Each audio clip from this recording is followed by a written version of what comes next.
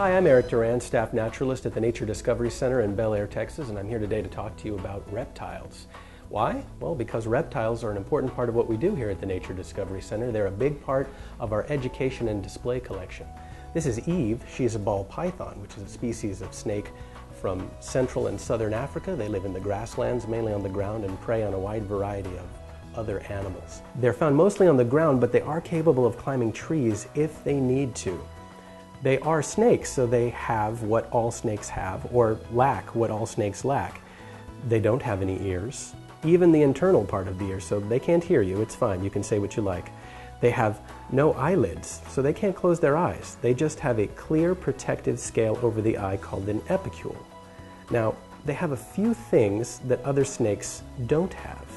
And, well, this is kind of special with pythons, boas, and pit vipers.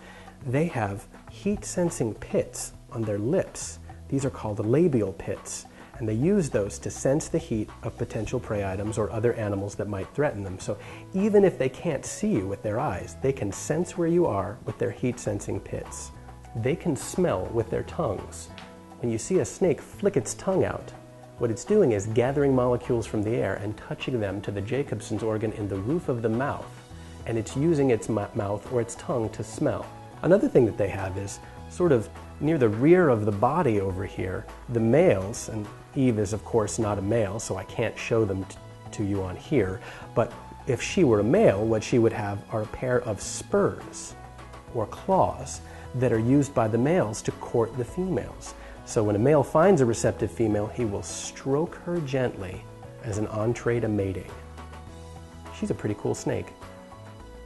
Hello, I'm Eric Duran, Staff Naturalist at the Nature Discovery Center in Bellaire, Texas, and this is Nova, the bearded dragon. Bearded dragons are common pet lizards that are originally from the deserts of Australia. They spend most of their time on the ground, but when they need to look out for predators or are looking for food, they will often climb small bushes and up into the low branches of trees. You can see that she's got some pretty nicely curved claws here for climbing. Oh, she's doing that right now. Something else that she has that some other lizards have, but most animals do not, is that she has a third eye. Now you can't really see it right now because of the color that she has changed. She's kind of gray and she's covered in dust.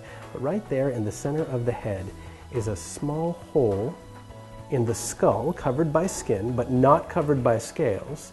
And she can actually detect light and dark with that third eye.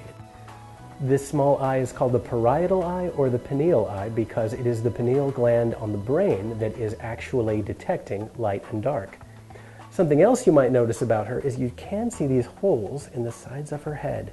A big difference between lizards and snakes is that lizards actually have ears. Now they don't have the outer part of the ear, but they do have the hole in the side of the head. They have the inner ear and they have an eardrum that you can kind of see a little light reflecting off of right there inside that hole, if she'll stay still for us. Whoa!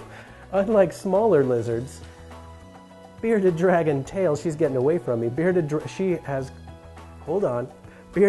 tails do not break off easily, and as a matter of fact, it would take her a long time to grow this tail back. And she would not do very well because look at the amount of muscle and fat that is stored in that tail. Bearded dragons are omnivorous. And what omnivorous means is that they eat both meat and plants. Now her meat is usually pretty small, but she likes to eat things like worms, arachnids, and insects. But she'll also eat a wide variety of berries, small fruits, greens, and in the case of captivity, she will also eat sweet potatoes.